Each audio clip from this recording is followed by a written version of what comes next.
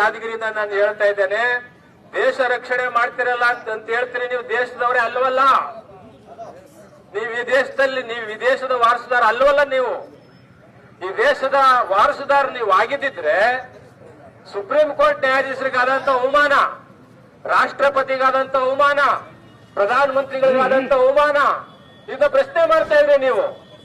ಇವತ್ತಿನವರೆಗೂ ನೀವು ರಾಷ್ಟ್ರಧ್ವಜವನ್ನು ನಿಮ್ಮ ಕಚೇರಿ ಮೇಲೆ ಆರಿಸಿದ್ದೀರಾ?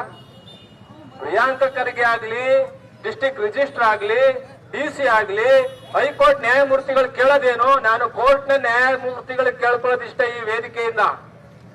ಯಾವ ಕಾರಣಕ್ಕೂ ನೀವು ನೋಂದಣಿ ಇಲ್ಲದೆ ಇರತಕ್ಕಂತ ಸಂಘಕ್ಕೇನಾದ್ರೂ ನೀವು ಅವಕಾಶ ಕೊಟ್ಟಿದ್ದೆ ಆದ್ರೆ ನೀವು ನ್ಯಾಯಾಧೀಶರಲ್ಲ, ಪಕ್ಷದ ಗುಲಾಮರು ನೀವು ಅಂತಕ್ಕಂಥದ್ದನ್ನ ನಾನು ಇವತ್ತು ನಿಮ್ಗೆ ಹೇಳ್ಬೇಕಾಗುತ್ತೆ. ನ್ಯಾಯಾಧೀಶರಿಗೆ, ಹೈಕೋರ್ಟ್ ನ್ಯಾಯಾಧೀಶರಾಗ್ಲಿ, ಸುಪ್ರೀಂ ಕೋರ್ಟ್ ನ್ಯಾಯಾಧೀಶರಾಗ್ಲಿ, ನೀವು ಸಂವಿಧಾನಬದ್ಧವಾಗಿರ್ತಕ್ಕಂಥ ಸಂವಿಧಾನದ ಪೀಠದ ಮೇಲೆ ಕೂತಿರೋರು. ನೀವು ಯಾವುದೇ ಒಂದು ಸಂಘ ಪರ್ಮಿಷನ್ ಹಾಕಿದ್ರೆ ನಿಮ್ದು ರಿಜಿಸ್ಟ್ರೇಷನ್ ಆಗಿದ್ಯಾ, ನಿಮ್ದು ಸಂಘ ಸಂಸ್ಥೆ ಆಕ್ಟ್ ಅಡಿಯಲ್ಲಿ ಕೆಲಸ ಮಾಡ್ತಿದ್ಯಾ ಅಂತ ಕೇಳಬೇಕೆ ಹೊರತು ನೀವು ಏಕಾಏಕಿ ನೀವು ಪರ್ಮಿಷನ್ ಕೊಟ್ರಿ ಅಂದ್ರೆ ಈ ದೇಶದ ಸಂವಿಧಾನದ ಪೀಠದಲ್ಲಿ ಕೂತ್ಕೊಳ್ಳಿಕ್ಕೆ ನೀವು ಅನ್ಲಾಯಕ ಆಗ್ತೀರಿ. ನೀವು ನ್ಯಾಯಾಧೀಶರು, ನೀವು ನಾಳೆ 24ನೇ ತಾರೀಕು ಲಾಸ್ಟ್ ಗಡುವು ಇದೆ ಹೈಕೋರ್ಟ್ ನಲ್ಲಿ.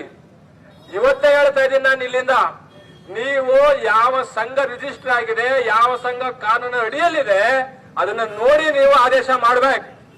ನೀವೇನಾದ್ರೂ ನಾಳೆ ಆದೇಶ ಕೊಟ್ರಿ, ನೀವು ಈ ಸಂವಿಧಾನ, ಬಾಬಾ ಸಾಹೇಬ್ರ ಸಂವಿಧಾನ, ಈ ದೇಶದ ಸಂವಿಧಾನ, 140 ಕೋಟಿ ಜನರಿಗೆ ಮಾಡಿದಂತ ದ್ರೋಹ ನೀವು.